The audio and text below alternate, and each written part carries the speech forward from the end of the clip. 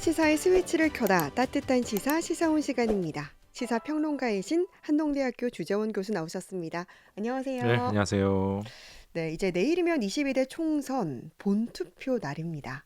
300명의 새로운 국회의원들이 선출되는 중요한 날인데요. 이제 특히 지난 주말에 사전 투표가 있었습니다. 교수님 투표하셨나요? 저는 사전 투표를 원래 하는 편인데 네. 이번에는 또 다른 일정 때문에 못하고 이제 음, 내일 하려고 합니다. 내일 하셔야겠네요. 네, 저는 사전 투표를 하고 왔는데 줄이 정말 길더라고요. 그렇죠. 투표 열기가 뜨겁습니다. 네. 네, 또 이번 사전투표에서 총선 역사상 또 최대인 31.3%의 투표율을 기록하기도 했잖아요. 그렇죠. 네, 지난 21대 총선의 사전 투표율이 당시에 최종적으로 26.7%였거든요. 네.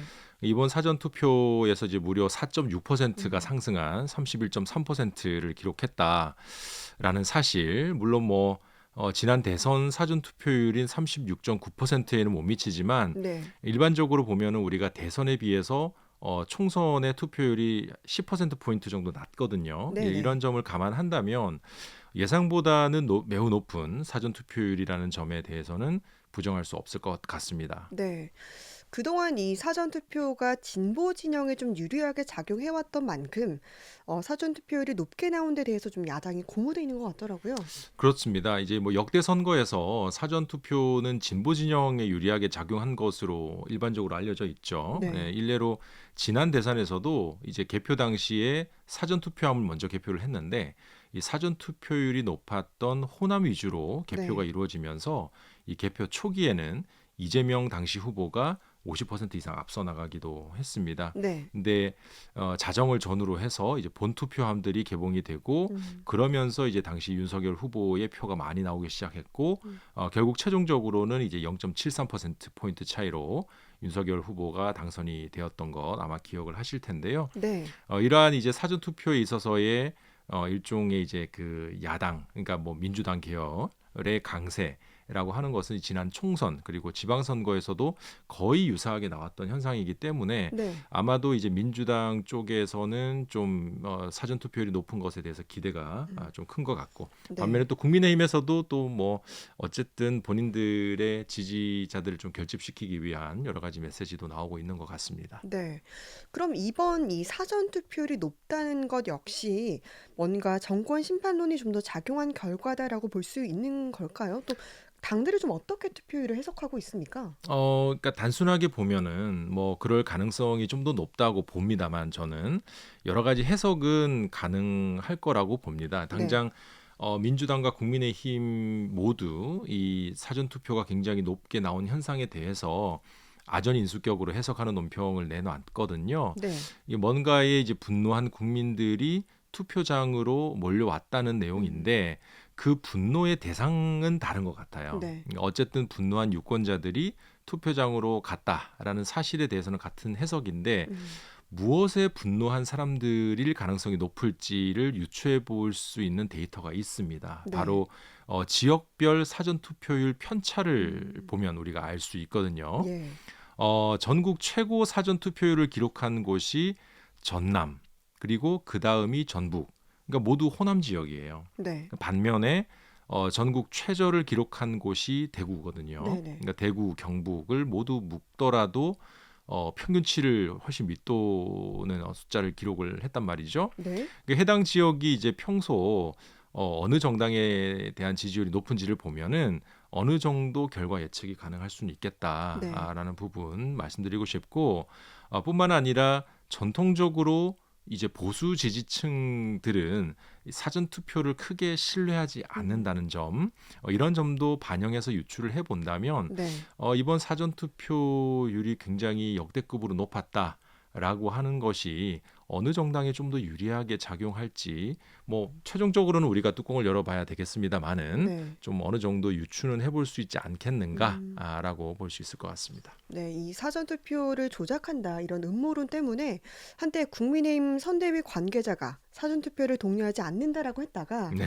아니 여당이 국가기관을 신뢰하지 않는 거냐라는 이런 비판이 일면서 또 당의 공식 입장이 아니다. 음. 사전 투표를 독려에 최선을 다하겠다 이렇게 해명하기도 했었는데 어쨌든 결과적으로는 이 사전 투표율이 아주 높게 나왔는데 그렇다면 이런 사전 투표의 열기가 이제 본투표로 이어질 수 있을지 이게 관심사인데요. 그렇죠. 본투표의 인원이 사전 투표를 한 거라면 이 최종 투표율이나 결과에는 크게 영향을 미치지 않을 수 있지 않을까요? 그럴 수도 있죠. 예, 그럴 가능성을 뭐 전혀 배제할 수는 없다고 보고요. 다만 전통적인 투표층들이 사전 투표로 넘어갔다고 단순하게 보기에는 어려운 여러 가지 좀 요인들은 분명히 있는 것 같습니다. 예, 네. 그렇기 때문에 일각에서는 이번 총선의 최종 투표율을 역대 최고 수준인 이 70%대로 예측을 하는 것 같은데요. 네. 저도 개인적으로는 아마 이번 총선이 70% 플러스 마이너스 어느 음. 정도 선에서 이제 결정되지 않을까 싶어요. 네. 한 69%에서 뭐 70% 정도를 왔다 갔다 하지 않을까라고 이제 예측은 해보는데 이유가 어떻든 간에 이제 시민들이 투표에 많이 참여한다는 것은 어쨌든 긍정적인 거니까 그렇죠. 네, 그런 부분들에 대해서는 우리 사회가 좀 더 어떤 정당의 유불리를 떠나서 이러한 투표를 많이 하는 열기 자체에 대해서는 굉장히 긍정적으로 볼 필요가 있다라고 보고요. 어쨌든 민주 시민으로서 자신의 의사를 투표라는 행위를 통해서 음. 나타내고자 하는 그런 열망이 반영돼 있다라는 점에서 본다면 네. 이런 사전 투표율이 높은 이 열기는 저는 긍정적으로 봐야 된다라고 봅니다. 네, 맞습니다. 정말 뭐 좋든 싫든 이 투표로 의사를 나타내야 또 정치인들이 국민을 두려워할 테니까. 어찌됐든 이제 내일이면 투표가 마무리되고 결과가 나올 텐데 이 결과에 따라서 또 전국의 향방이 많이 달라질 것 같습니다. 어떤 시나리오를 좀 예측해 볼 수 있을까요? 핵심 키워드는 150석이라고 봅니다. 이제 민주당이든 국민의힘이든 과반을 차지하는 정당이 나오느냐가 1차적으로는 가장 중요한 관건이라고 보고요. 네. 이것은 결국 이 전국의 주도권을 누가 쥐게 될 음. 것이냐에 따라서 향후 윤석열 정부 남은 임기 3년 2개월의 국정 방향도 달라질 수밖에 없기 때문이죠. 네네. 만약 이번 총선에서 이제 민주당 계열이 과반 이상의 의석을 확보를 한다면 음. 윤 대통령도 지난 2년과 같이 어떤 독단적인 혹은 굉장히 좀 소통을 하지 않으려고 음. 하는 그런 모습에서 조금은 벗어나야 되지 않을까. 뭐 일례로 든다면 지금 2년의 임기 기간 동안 야당 대표를 단 한 번도 만나지 네. 않았거든요. 예, 이런 것들도 좀 쉽게 남은 음. 3년의 기간 동안 계속해서 운영하기는 쉽지는 않을 거다. 그리고 이제 조기 레임덕 이야기가 나올 가능성이 높습니다. 네. 그러면서 이 국민의힘 내부에서도 여러 가지 자중질환이 일어날 가능성이 높아지고요. 네네.